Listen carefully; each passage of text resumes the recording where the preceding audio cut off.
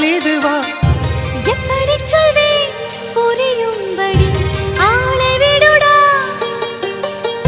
மன்னிச்சுக்கடி காதல் செய்வேன் கட்டளைப்படி காதல்